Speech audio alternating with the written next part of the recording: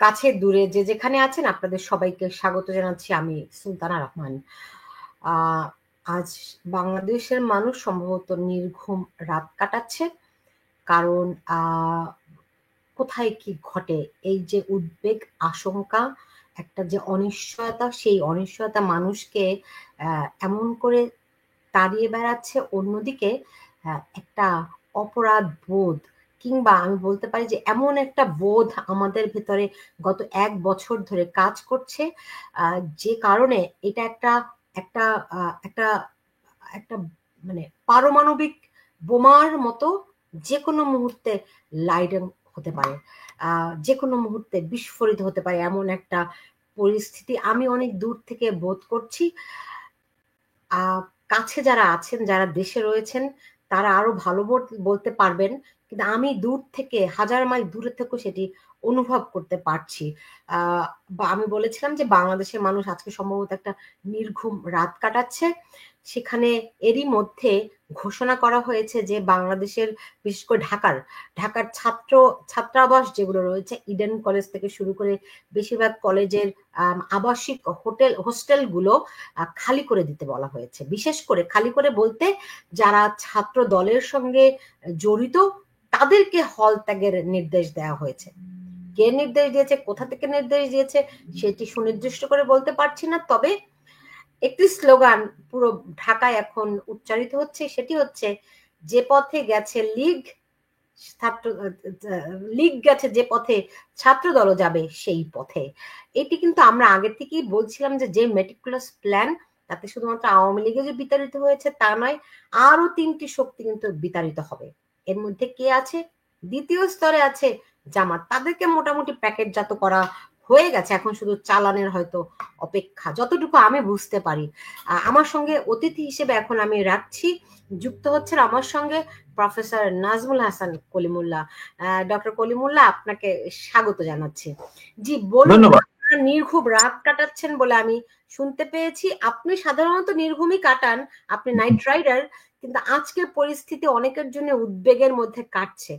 কি পরিস্থিতি, আমাকে যদি আগে একটু সেটি বলুন। দেখুন, মিটফোর্ডের এই যে ঘটনাটি, এইটি সবাইকে ক্রুদ্ধ করেছে, সর্বস্তরের মানুষজনকে। ছাত্র সমাজ তার বাইরে নয়, এবং ক্যাম্পাসগুলো হয়ে উঠেছে উত্তপ্ত। আপনার সর্বত্র আপনার যে স্লোগানটি আপনি দিলেন সেইটি ধ্বনিত হচ্ছে, লীগ গেছে যে পথে, দল যাবে সেই পথে।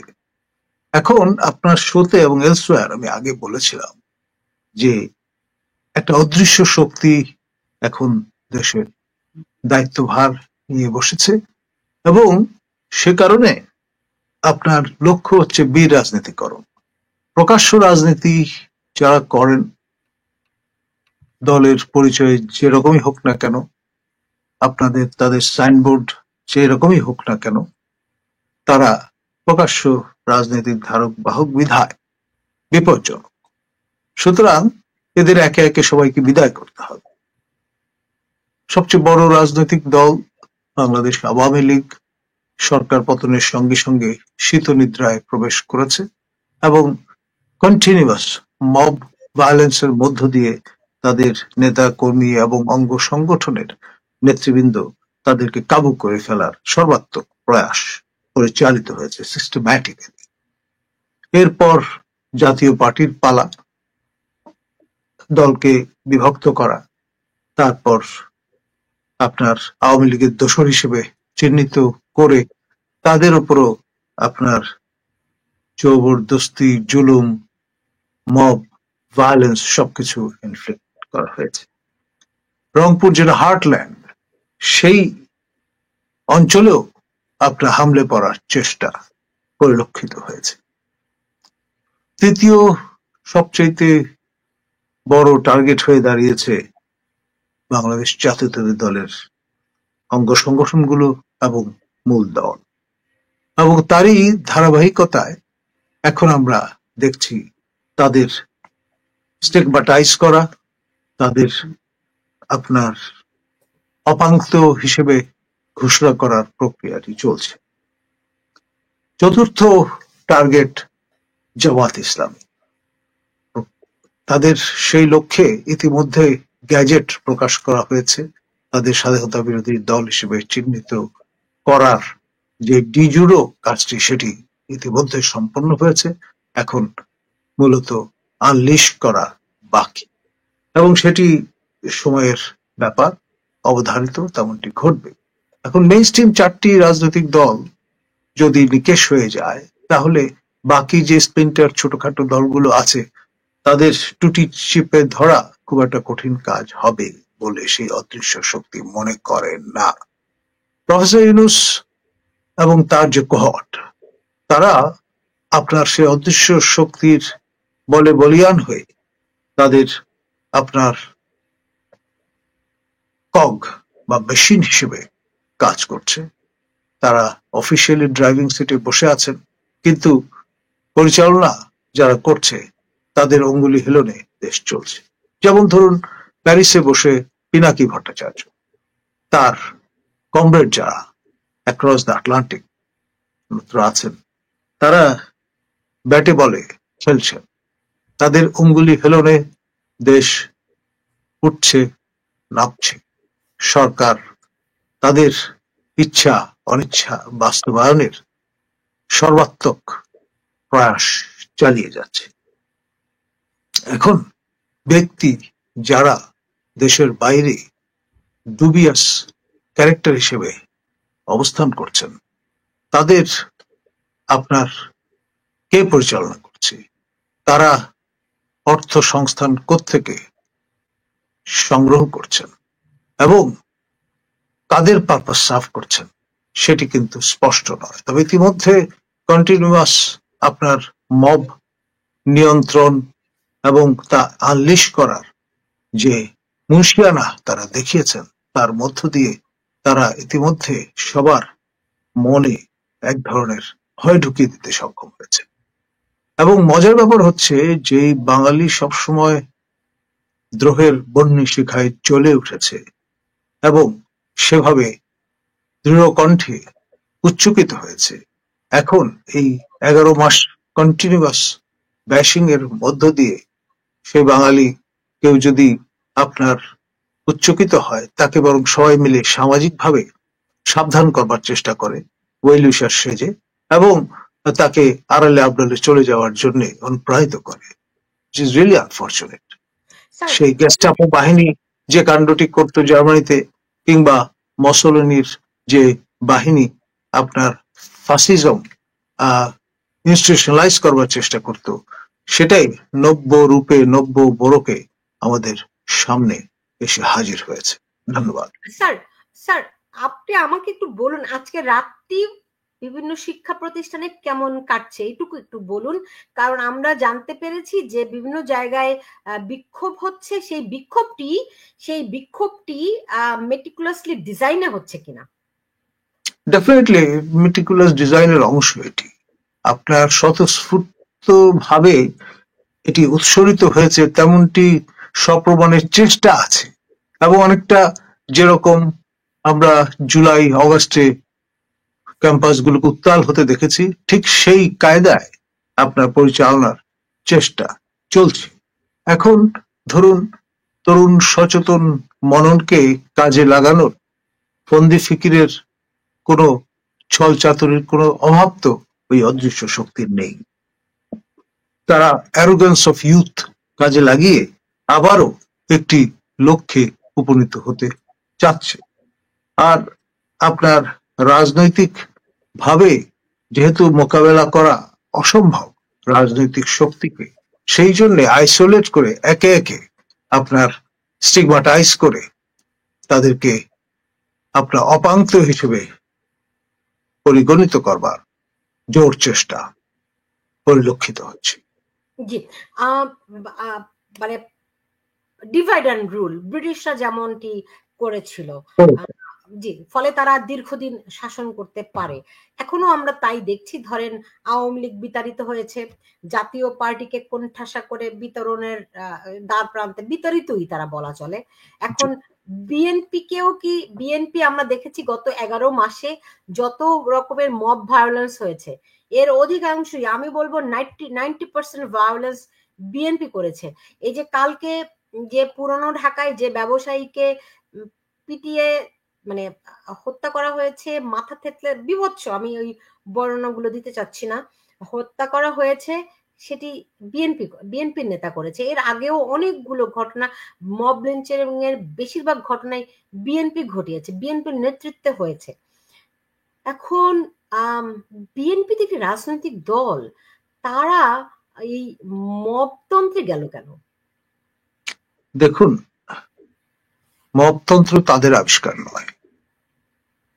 তাদের নামাবলী পড়ে, তাদের পরিচয় ব্যবহার করে কিছু লোক ভিন্নভাবে আপনার পরিচালিত হয়েছে এবং সকল নির্দেশনা এসছে প্যারিস থেকে, এবং এটা খুব সিস্টেম্যাটিক্যালি একবার সর্বত্র সকল পর্যায়ে নিশ্চিত করার ব্যবস্থা হয়েছে। এবং আপনার ভুলিয়ে ভালিয়ে রাখবার চিন্তা থেকে আনুষ্ঠানিকভাবে ঘোষণা করা হয়েছে দলের প্রধানকে রাষ্ট্রপতি তারা করতে চান।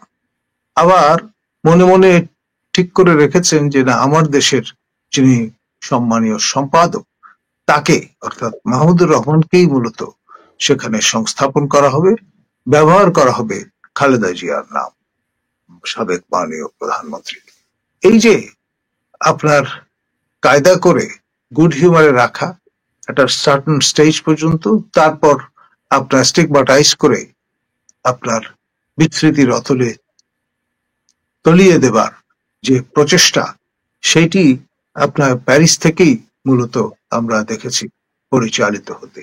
এখন যেই শহরটি ইউরোপের সাংস্কৃতিক ক্যাপিটাল বলে পরিচিত, সুসভ্য সংস্কৃতির আধার পীঠস্থান, সেইখানে বসে আপনার একেবারে সেই জোয়ান অফ আর্ককে যেভাবে মেরে ফেলা হয়েছিল স্টিগমাটাইজ করে, সেই একই কায়দায় 21st সেঞ্চুরিতে ঢাকা, তার আশপাশে এবং দেশের সর্বত্র তা বিপণনের চেষ্টা চলছে, জি স্যার, এবং আমরা নির্বিকার ভাবে সেটা দেখছি।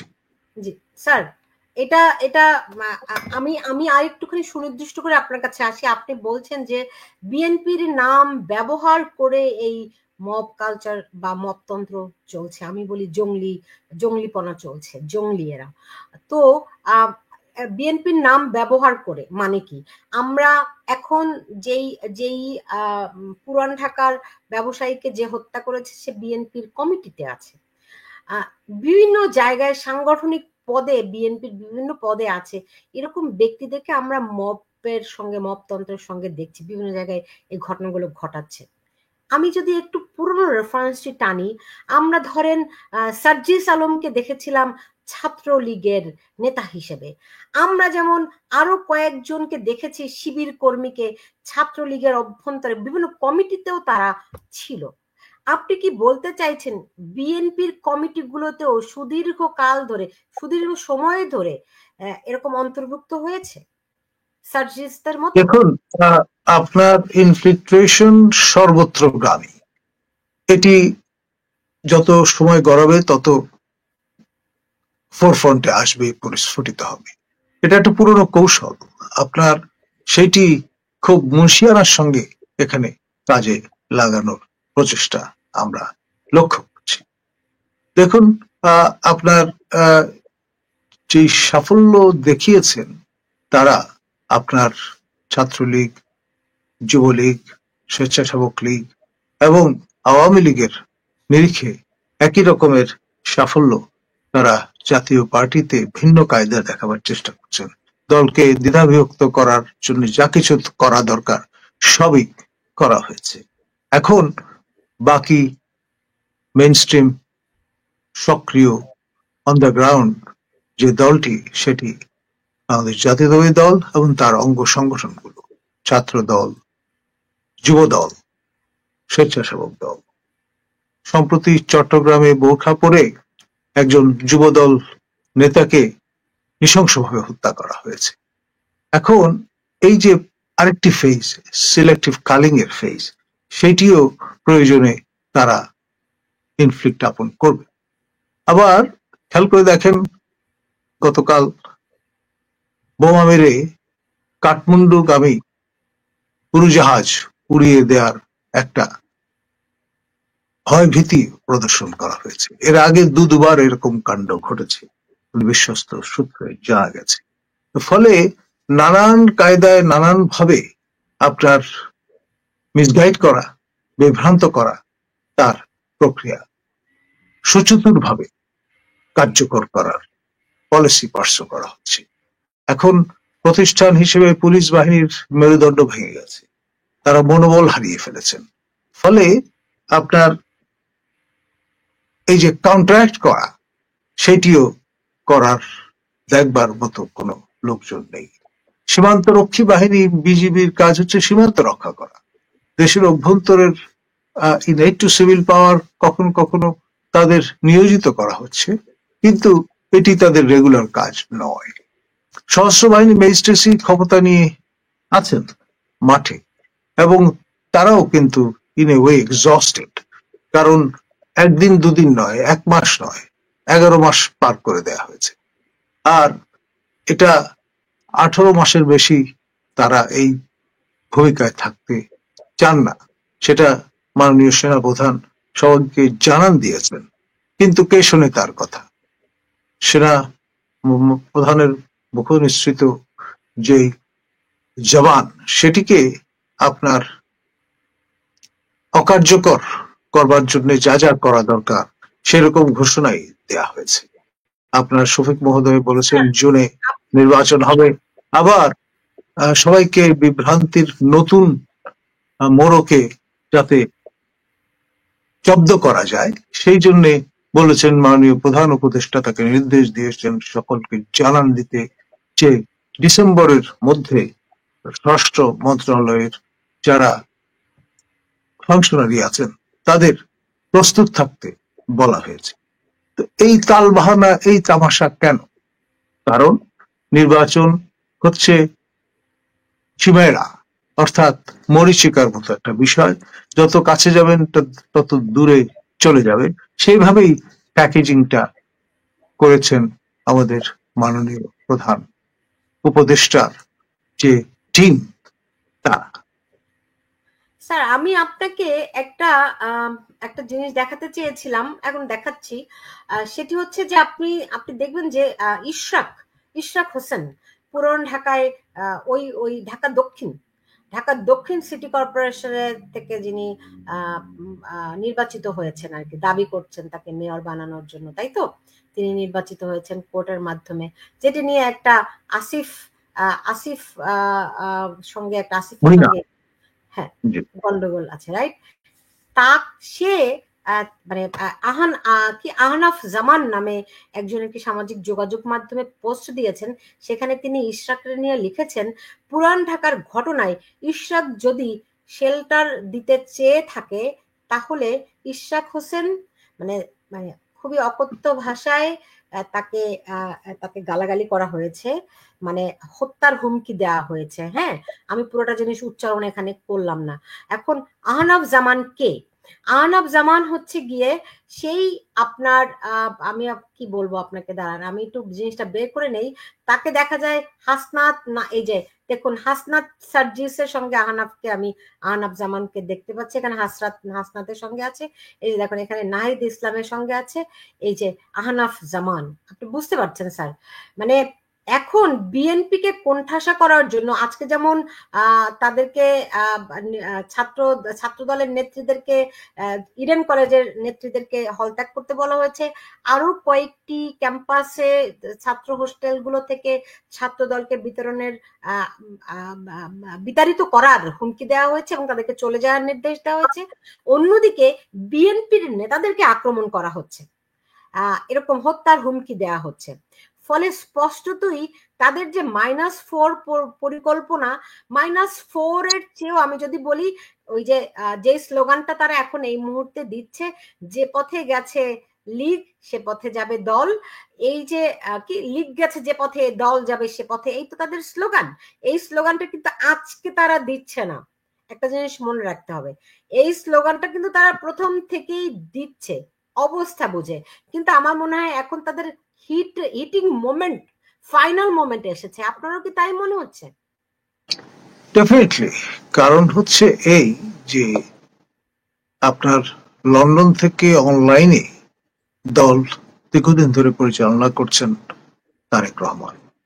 এখন তাকে সমঝোতা হয়েছে বলে যেভাবে পদত্যাগের দাবি থেকে পিছিয়ে আনা হয়েছে, অর্থাৎ খলিল রহমান এবং অপর দুই উপদেষ্টাকে বিদায় হতে হবে, এই দাবিটি বিএনপির পক্ষ থেকে তোলা হয়েছে।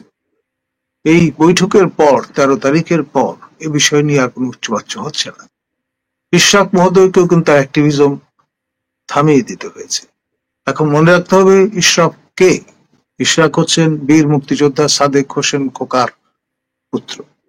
এখন যার ধমনীতে মুক্তিযুদ্ধ বিরাজমান, তিনি তো বিপজ্জনক একটি প্রাণী, এবং ভবিষ্যতে আপনার সেই ট্র্যাডিশন অনুসারে যদি বিদ্রোহ করে বসেন, সুতরাং এ ধরনের এলিমেন্ট তিনি যেই দলের সঙ্গে যুক্ত থাকুন না কেন, তিনি অদৃশ্য শক্তির জন্য বিপজ্জনক ব্যক্তি এবং বিপজ্জনক নেতা। সুতরাং তাদেরকে যে কোনো ভাবেই হোক স্টিগমাটাইজ করাটা অত্যাবশ্যক। তা না হলে স্পেস কেউ কাউকে তো ছেড়ে দেয় না, সেটি সহজতর হবে যদি স্টিগমাটাইজ করা যায়। দলীয় শৃঙ্খলা যে চাবুক, সেটি কার্যকর করা যায়।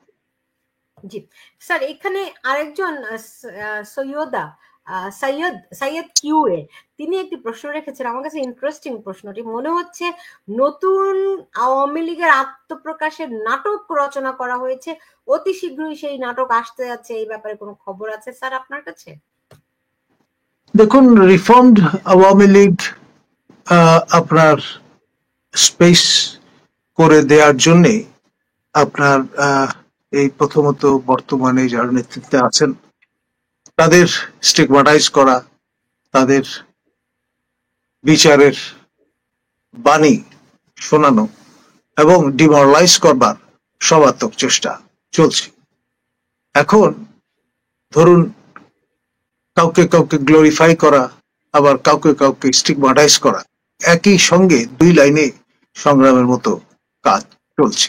আন্তর্জাতিক সম্প্রদায়ের যে চাওয়া পাওয়া, তাকে পরিপূরণ করার অংশ হিসেবে কোনো না কোনো ফর্মে আওয়ামী লীগকে কাজে লাগানোর চেষ্টা চলছে। আপনার নিশ্চয়ই মনে আছে 71-এ যখন মুক্তিযুদ্ধ চলছিল, তখন 70-এর নির্বাচনে যারা আওয়ামী লীগের সংসদ সদস্য নির্বাচিত হয়েছিলেন, তাদের একটি অংশকে আপনার সেই মালেক মন্ত্রিসভার সঙ্গে যুক্ত করা হয়েছিল এবং আপনার বিভীষণের ভূমিকায় রত করবার সর্বাত্মক চেষ্টা আমরা লক্ষ্য করেছি।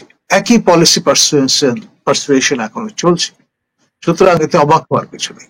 স্যার, আমি আপনার অ্যানালাইসিসটা আমার কাছে দারুণ লেগেছে। কারণ কি জানেন, আমি যতটুকু ইতিহাস পড়েছি, যতটুকু জেনেছি, তাতে করে 75-এর পরে যে ঘটনাগুলো ঘটেছিল ওইটারই মনে হচ্ছে কি একটা পুনরাবৃত্তি হচ্ছে। তো সেই পাপ হতে নিশ্চয়ই সময়ও লাগবে, রাইট?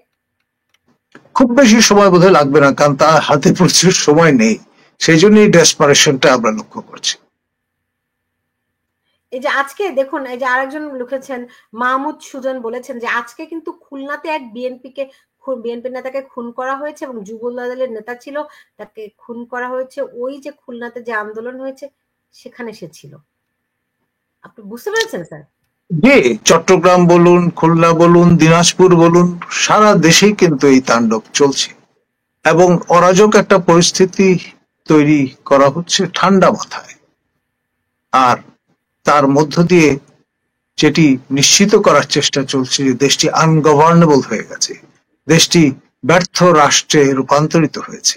সুতরাং এখানে রাজনীতি, এখানে গণতন্ত্র কোন অবস্থায় প্রিভেল করতে পারবে না। সুতরাং এখানে কনফ্লিক্ট জোন হিসেবে এই অঞ্চলটি আবির্ভূত হয়েছে এবং আলটিমেটলি জাতিসংঘের তত্ত্বাবধানে যদি নির্বাচন আয়োজন করতে হয়, তার ম্যান্ডেট নিতে হবে এবং ক্যাম্বোডিয়ার মতো জাতিসংঘের তত্ত্বাবধানে যদি নির্বাচন আয়োজন করা যায়, তাহলেই শুধুমাত্র আপনার গণতন্ত্রে ফেরা সম্ভব, এবং সেটাও কিন্তু সুদূর পরাহত একটা বিষয়। যতদিন পর্যন্ত প্রয়োজনে 10 বছর প্রয়োজনে 10 বছর আপনার এই অরাজক অবস্থা যদি বিরাজমান রাখা যায়, তাহলে রাষ্ট্রের খোল নইচে পাল্টে ফেলা যাবে, সম্ভব। জাতিসংঘের তত্ত্বাবধানে আপনার নির্বাচনের যে জিগির বা তাগিদ, সেটা কিন্তু জামাতের পক্ষ থেকে হাজির করা হয়েছে। তারা বুঝে না বুঝে এমনটি করছেন সেটা আমি মনে করি না। তারা কার্ডার বেসড একটা পলিটিক্যাল পার্টি, এবং সে কারণে বুঝে ফেলেছেন খেলাটা, যে আলটিমেটলি তাদেরকেও টার্গেটেড করা হবে। সেই জন্যই জাতিসংঘের জিগিরটি তারা তুলেছে। তো এখন জাতিসংঘের তো একটা কমিশনও বাংলাদেশে বসানো হয়েছে, এবং সেটির জন্য খসড়া অনুমোদন বর্তমান উপদেষ্টা পরিষদ প্রদান করেছেন। এবং আপনি খেয়াল করে দেখেন, যেই সব দেশে জাতিসংঘের মানবাধিকার বিষয়ক যে কমিটি বা অফিস আপনার কার্যকর করা হয়েছে, সবগুলি ইভেন্চুয়ালি আপনার কনফ্লিক্ট জোনে রূপান্তরিত হয়েছে, এবং তখন জাস্টিফাই করা সহজ হয়েছে জাতিসংঘের ইন্টারভেনশন। এখন স্যার এই যে আমান নূর কাতার কুয়েত থেকে লিখেছেন, তিনি বলছেন দেশের যে অবস্থা, আপনারা আছেন মাইনাস প্লাস নিয়ে। ট্রু। দেশে গৃহযুদ্ধ অতি সত্বর এবং অত্যাবশ্যক হয়ে পড়েছে।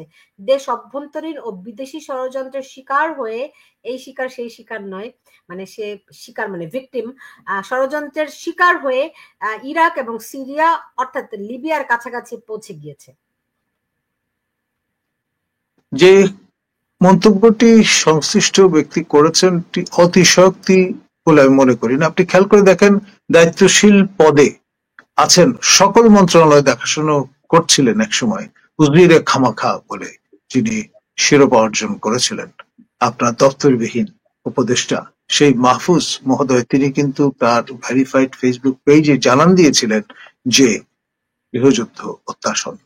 সুতরাং না বুঝে হেয়ালিপনার বশবর্তী হয়ে তিনি এমনটি করেছেন তা আমি মনে করি না। তো না বুঝে তো করেনি, কিন্তু তাকে একটু মাঝখানে চুপচাপ দেখেছিলাম, আবার তিনি বেরিয়ে এসেছেন তো দেখলাম। যেহেতু তার গতায়ত সীমায়িত হয়েছে, তিনি এখন সকল মন্ত্রণালয়ের বদলে একটি মন্ত্রণালয়ের দায়িত্বে আছেন, এবং এটি অন্যতম গুরুত্বপূর্ণ মন্ত্রণালয় তথ্য মন্ত্রণালয়। এবং তথ্য মন্ত্রণালয়ে আপনার তিনি দায়িত্ব নেয়ার পরে আপনার খেয়াল করে দেখেন যে অবস্থাটা তৈরি হয়েছে, মিডিয়া, প্রিন্ট কি ইলেকট্রনিক, সবাই কিন্তু রীতিমতো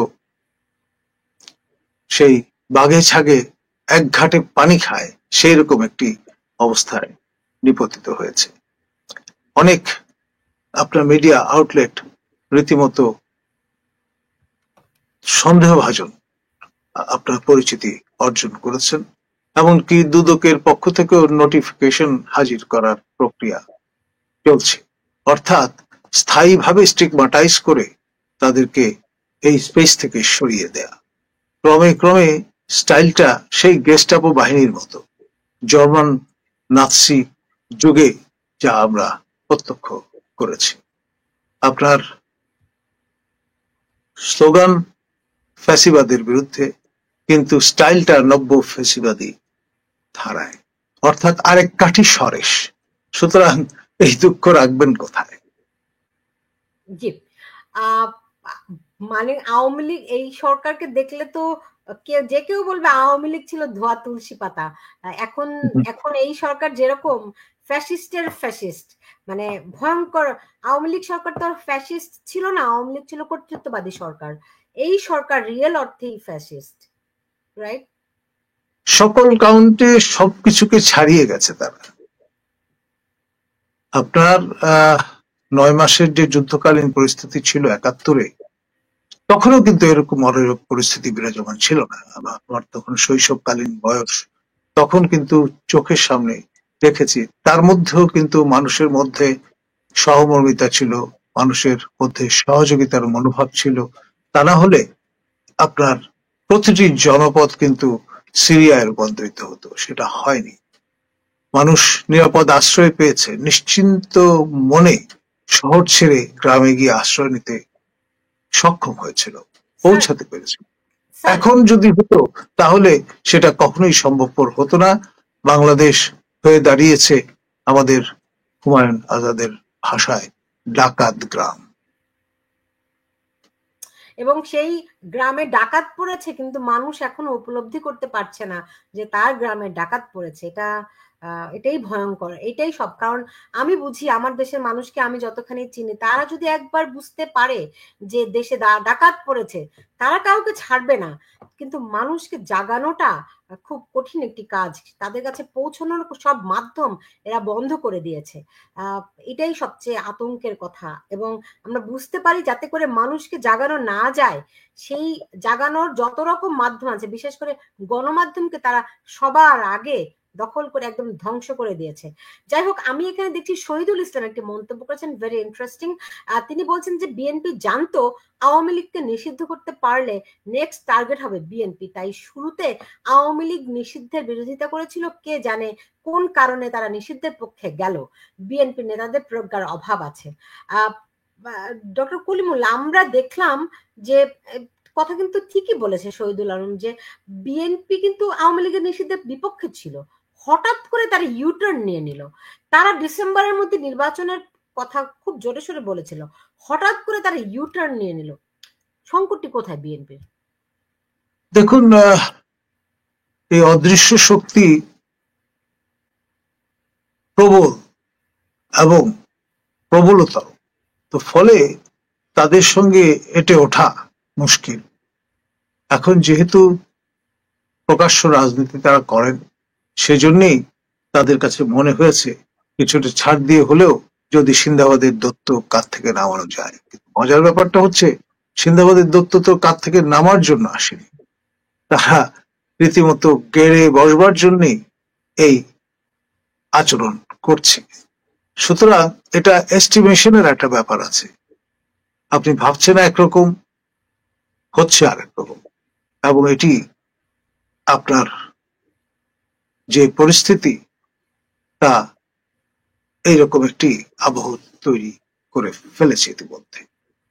তো বিএনপির কি এই এস্টিমেশনের কথা যে বলছেন, বিএনপির এস্টিমেশন এর বোধ, তার রাজনৈতিক প্রজ্ঞা এই দলের 11 মাসেও হয়নি? কিভাবে হবে ভাই? এখানে তো আপনি ছায়ার সঙ্গে তলোয়ার যুদ্ধ করতে পারবেন না। যুদ্ধটা হয়ে দাঁড়িয়েছে ছায়ার সঙ্গে আপনার লড়াই করবার মতো। এখন রাজনৈতিক দল ভর করবে জনগণের শক্তির উপর। তো আপনার কবি মাকিদ হায়দার লিখেছিলেন, ভুল করেছ প্রতিবিম্বে নিজের ছায়া ধরতে গিয়ে, অমনি স্বভাব চড়ুই পাখির ক্ষয় ডানার শালিক গুলোর। জি, ভালো বলেছেন স্যার। এখানে সাইদ আরেকটি প্রশ্ন করেছেন। তিনি বলছেন যে রাজসাক্ষী তৈরি করা হয়েছে, তাই মনে হচ্ছে শীঘ্রই সেরকম একটি নাটক বাস্তবায়ন হতে যাচ্ছে নতুন আওয়ামী লীগ। মানে আওয়ামী লীগের কথা বলছে। আপনি জানেন যে সাবেক আইজিপি রাজসাক্ষী হচ্ছেন। এটির বিষয়ে একটু বলেন। তার রাজসাক্ষী হওয়ার পেছনের কথা নিয়ে অনেক কিছু শোনা যাচ্ছে, আমাদেরকে যদি আপনি একটু বলতেন স্যার। এর পেছনে কাজ করছে ডিপ স্টেট, পরাশক্তির ডিপ স্টেট। আপনার নিশ্চয়ই ম্যাগনাসকি অ্যাক্টের কথা মনে আছে, তাকে এই টোপর পরিয়ে দেওয়া হয়েছিল। আর টোপরটা এত ভয়ঙ্কর যে তিনি, তার পরিবার পরিজন, আত্মীয় স্বজন, বন্ধু বান্ধব বা তাদের সঙ্গে যারা ইন্টারাক্ট করবেন সবাই কিন্তু এর আওতায় চলে আসবে। ফলে আপনার এই বিভীষিকা রীতিমতো তাড়া করে ফিরছে। এই ভদ্রলোককে আমি দীর্ঘদিন ধরে চিনি ব্যক্তিগতভাবে। তিনি যখন এসছেন কমিশনার, সেই সময় থেকে চিনি। মাঠে ঘাটে নির্বাচন পর্যবেক্ষণ করতে গিয়ে তাকে সবসময় পেয়েছি। এবং ভদ্রলোক নন কমিটাল একজন মানুষ। আপনার রাজনৈতিক যে আনুগত্য, সেটি কখনোই তার মধ্যে আমি দেখিনি। ফলে আপনার চাকরি করছেন, মাসের শেষে পেচেক নিয়ে বাড়ি যাচ্ছেন, এই ঘরানার একজন মানুষ। সেই লোক এরকম অবস্থায় পড়ে এখন ওষ্ঠাগত প্রাণ। তার পরিবারের পক্ষ থেকে বলা হয়েছে যে যে কথাটি বলা হচ্ছে তারা সেটি ওন করেন না, অর্থাৎ নৈতিক সমর্থন কোন অবস্থায় তারা দিচ্ছেন না তাকে এই ভূমিকা পালন করতে। ফলে যে কোনো মূল্যে দ্রুততম সময়ের মধ্যে বিচার কার্য সম্পন্ন করে রায় না দিলে তাদের স্কিম তো বাস্তবায়ন করা যাবে না। সুতরাং যে কোনো মূল্যে আপনার এটি নিশ্চিত করার তাগিদ থেকে এ ধরনের ঘোষণাটি দেয়া হয়েছে। আপনি নিশ্চয়ই শুনেছেন হাসানুল হক ইনু মহোদয়ের সেই ভয়েস নিয়েও কারিগরি করবার চেষ্টা চলছে। সুতরাং যত রকমের গিমিক আছে সবই কিন্তু প্রত্যক্ষ করতে হবে ইউনূসের হুকুমতে, এটা নিশ্চয়তা দিয়ে পাবে না। আমার এখানে একজন অতিথি আসেন, বীর মুক্তিযোদ্ধা তাজুল ইমাম। তিনি বলছিলেন, তিনি একটা ছবিও এঁকেছেন এটি, যে এই যে এই যে যা কিছু বাংলাদেশে ঘটছে এটা একটা ছকে ঘটছে, এবং এটা একটা যে ষড়যন্ত্র, একটা সাপ, তিনি এটা একটা সাপ হিসেবে আখ্যায়িত করেছেন যার অনেকগুলো মাথা। কোন মাথাটা কোন দিক থেকে এসে দংশন করছে আপনি বুঝতে পারবেন না, মনে হবে ভিন্ন ভিন্ন, কিন্তু আসলে একটাই সাপ। এটি তিনি খুব দারুণ ভাবে একটা পেন্টিং করেছেন, ব্যাখ্যাও করেছেন এটি।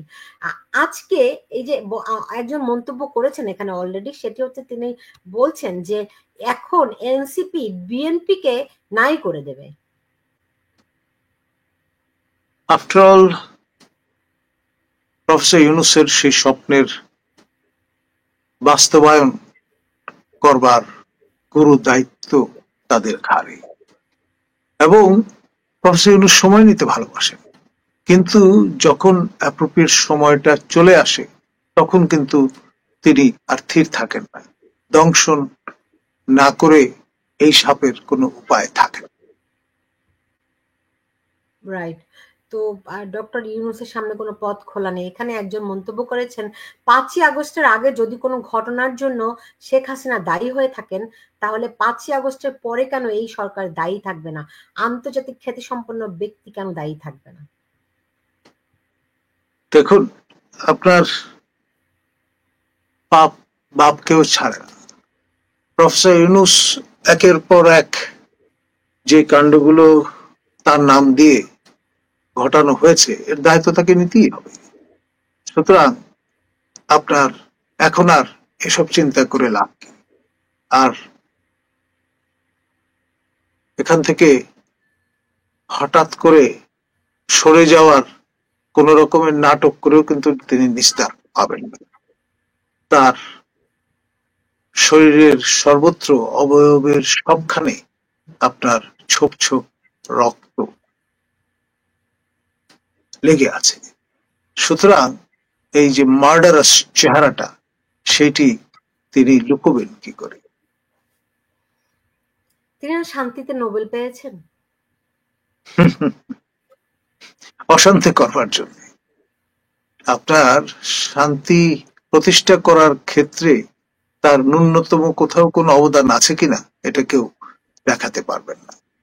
এটি একটা রাজনৈতিক বিবেচনায় প্রদত্ত নমিনেশন, এবং সেটি তাকে আর্থিকভাবে বেনিফিটেড করেছে, তাকে একটা স্ট্রাচার প্রদান করেছে, তাকে গ্লোব ট্রটারে পরিণত করেছে, এবং এই নোবেল ভাঙিয়ে তিনি, এটা তার ব্যবসার চালান বলতে পারেন, এটা ভাঙিয়ে তিনি চলছেন।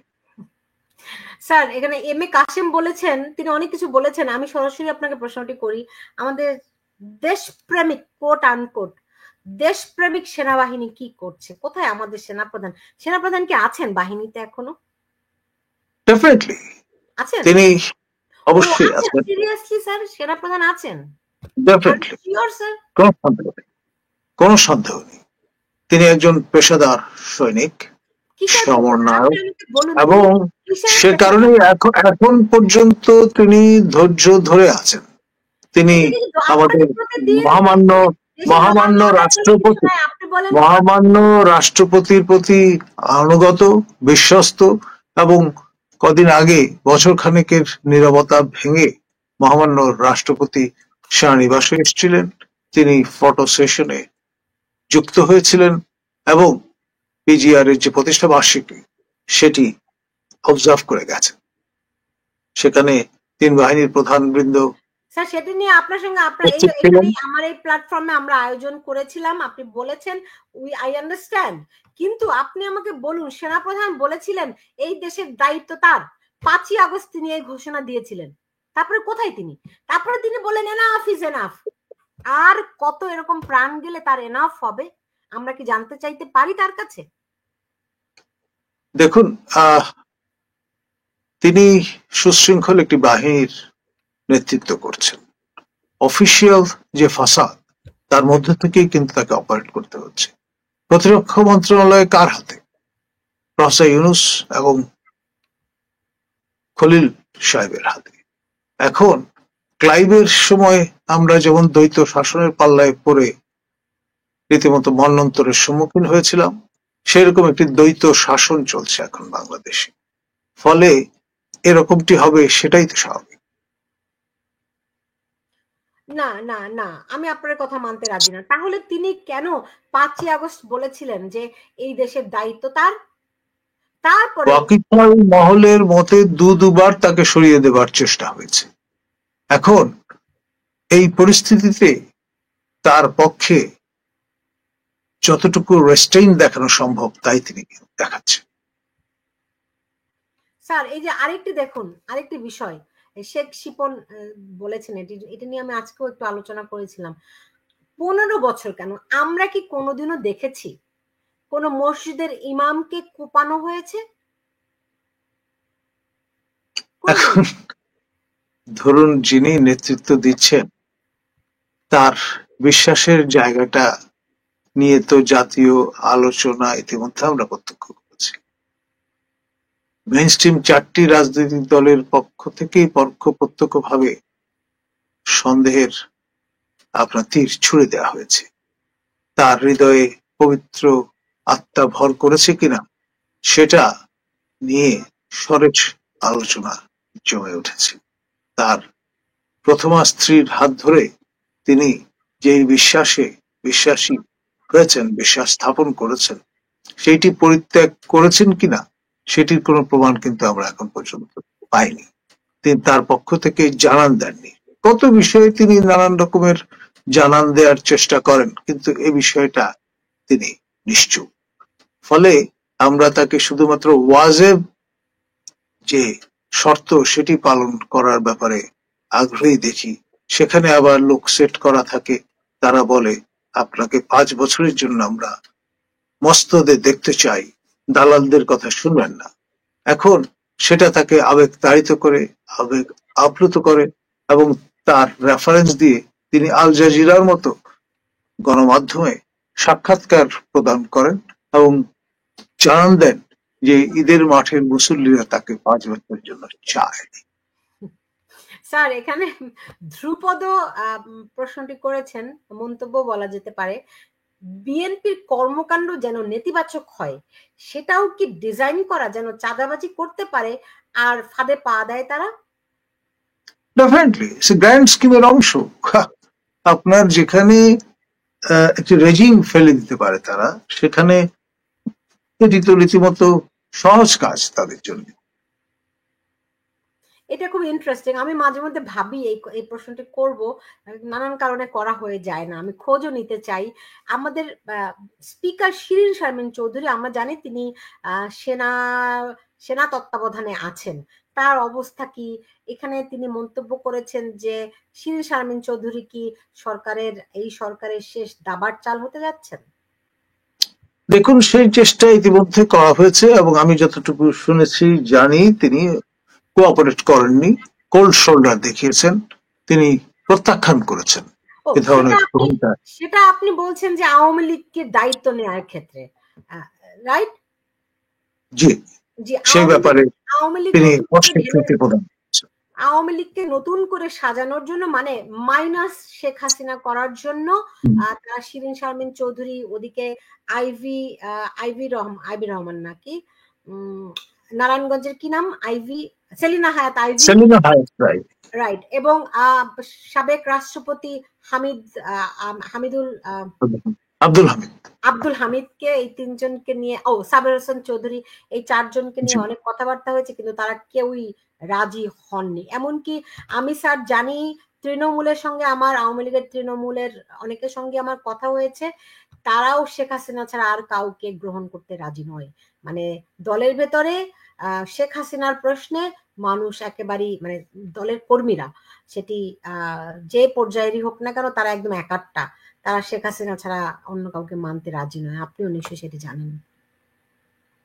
দেখুন, আপনার 111 রেজিম চেষ্টা করেছিল শেখ হাসিনাকে আপনার নির্বাসনে রেখে দিতে, শেষ অব্দি কিন্তু তারা ব্যর্থ হয়েছে।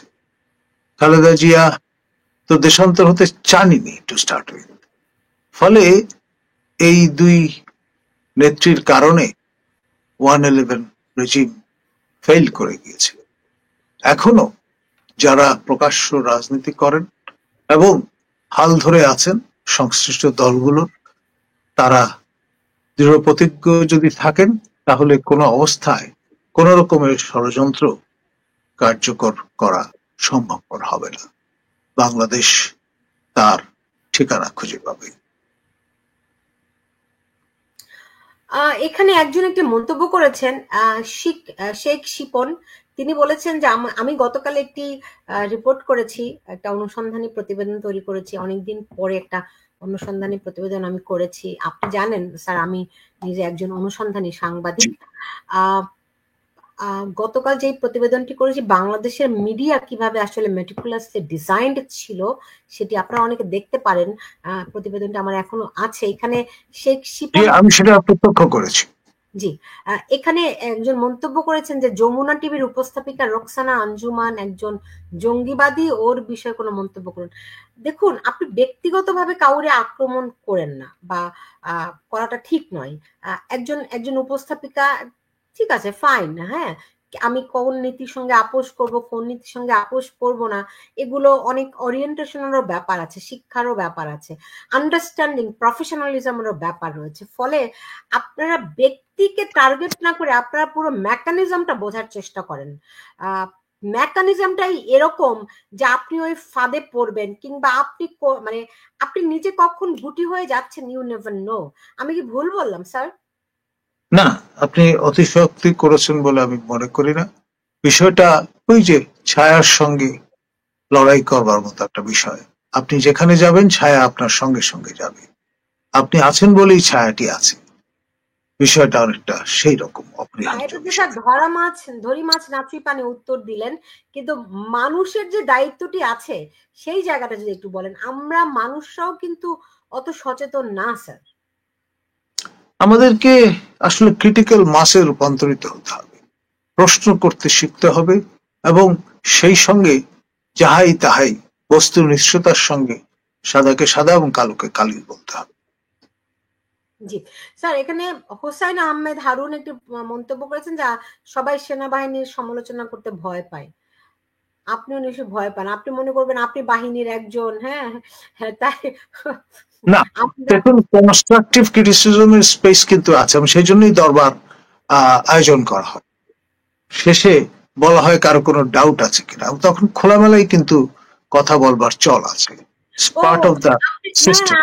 আমি আমি এই কথাটার সঙ্গে একমত। এখানে এই যে এম এ কাশেম মন্তব্যটি করেছেন, যখন ঘরে চোর আসে তখন বলে দেখি না কি করে, দেখি না কি করে, চোর সব প্যাকেট করে নিয়ে চলে যায়, তারপরে গৃহস্থ বলে দেখি না কি করে, রাইট? তো আমাদের সেনাবাহিনীরা হচ্ছে, আপনি যেটা বলছেন যে তারা খুব পেশাদার, তারা ধৈর্যের পরীক্ষা দিচ্ছে, তাদেরকে ধৈর্যের পরীক্ষা দিতে কে বলেছে? আর ধৈর্যের পরীক্ষা মানে কি? ওই যে চোর আসার মতো দেখি না কি করে, দেখি না কি করে, কত দূর যেতে পারে, বিষয়টা কি এরকম স্যার? ডেফিনেটলি না। তারা মূলত বাহিনী হিসেবে রুলস অফ দা গেম, যেটাকে আমরা সিভিল অর্থে বলি, রুলস অফ এঙ্গেজমেন্ট দ্বারা পরিচালিত হয়। কি করা যাবে কি করা যাবে না সেটা আগে থেকেই তাদের বলে দেওয়া হয়। আপনি বলেন যখন তাদের এমটিএন প্রদান করা হয়, নোটিস টু মুভ, শিক্ষা নাই, তারা মনে করে তারা হচ্ছে গিয়ে আপনার জাতিসংঘের যে শান্তি মিশনে যাওয়ার সেই সুযোগ, ডলার কামানোর যেই সুযোগ, সেগুলো তাদের হারিয়ে যাবে, তাই তো? ডেফিনেটলি সেই জায়গাটা এখন আমাদের সশস্ত্র বাহিনীর নেই। আগের মতো জাতিসংঘ সেই রকম রিসোর্সফুল অবস্থায়ও নেই এই মাসে, অর্থাৎ সামনের মাসে যুক্তরাষ্ট্র রিথিং করবে তারা যে চাঁদাটা দেয়, যার উপর ভিত্তি করে মূলত জাতিসংঘ বলিয়া, তাতে কিন্তু রিসোর্স ঘাটতি দেখা দেবে। সুতরাং ওই যে জাতিসংঘ মিশন, সেটা ভবিষ্যতে আগের মতো আর রমরমা থাকবে না। জি, স্যার আমি শেষ প্রশ্ন করব আপনাকে, এটি এটি লাস্ট, যে বাংলাদেশে আজকে যে পরিস্থিতি, আপনার কি মনে হয় এটি আরো ঘোলাটে হবে, নাকি এখান থেকে কোনো কোনো ভালোর দিকে আগাবে? মানে আর কত অন্ধকার, আরো কত ঘন হলে পরে মনে হবে না? দেখুন, যে অদৃশ্য শক্তি পেয়ে বসেছে আমাদের, তারা ডেফিনেটলি এটা আরো ঘোলা করার চেষ্টা করবেন। যত ঘোলা হবে তত তাদের মাছ শিকারের সুবিধা হবে। কিন্তু আপনার অন্ধকারের পরেই থাকে আলো। আমরা আশাবাদী অবশেষে এই তমসাচ্ছন্ন পরিবেশের অবসান ঘটবে। আমরা নব সূর্যের উদ্ভাসিত হব। জি, আহ, আহ, আমি মেটিকুলাসলি এমনই ডিজাইন করা যে আপনি নিশ্চয়ই দেখেছেন যে মিডিয়া যেমন জিম্মি, ঠিক এমনি ভাবে হাসনাত আব্দুল্লাহ তিনি মিডিয়াকে হুমকি দিয়েছেন এই কদিন আগে, যমুনা টিভিকে হুমকি দিয়েছেন, রাইট? তারপরে দেখলাম এক নারী এসে যমুনা টিভির যমুনার যেই, সরি যমুনা না, বসুন্ধরা গ্রুপের মালিকের বিরুদ্ধে এক অভিযোগ এনে হাজির করেছে। এগুলো মনে হয় মেটিকুলাসলি প্ল্যান, মানুষকে চাপে রাখা, পাকড়াও করা। মানে আমি জানি না এই মানুষ কি এগুলো বিশ্বাস করে স্যার? পার্টলি করে, ডেফিনেটলি, কারণ ওইগুলো অনেক পুরনো কৌশল। ন্যাচারালি আপনার প্রতারিত হওয়াটা খুব, কেউ যদি হন, আশ্চর্য হওয়ার কিছু থাকবে না। বুঝতে পেরেছি। আচ্ছা, যাই হোক, আজকে শেষ করছি, নিশ্চয় আর একদিন আমরা কথা বলবো। পরিস্থিতি কোন দিকে যায় আমরা চোখ রাখছি, এবং দিন হোক রাত হোক যখনই হোক সেরকম পরিস্থিতি হলে আমরা কিন্তু সরাসরি এসে হাজির হই। আর আমার খুব সৌভাগ্য যে স্যার হচ্ছেন নাইট রাইডার, আমার এখানে যখন দিন বাংলাদেশে তখন রাত, আমি খুব সহজে আর কাউকে না পেলেও ডক্টর কলিমুল্লাহ আপনাকে পেয়ে যাই। সেজন্য আপনার প্রতি অনেক কৃতজ্ঞতা জানাচ্ছি। আপনি ভালো থাকুন। ধন্যবাদ আপনাকে। দর্শক, এই ছিল আমার এখনকার আয়োজনে। আপনাদেরকেও ধন্যবাদ জানাচ্ছি আমার সঙ্গে যুক্ত হওয়ার জন্য। সবাই ভালো থাকুন।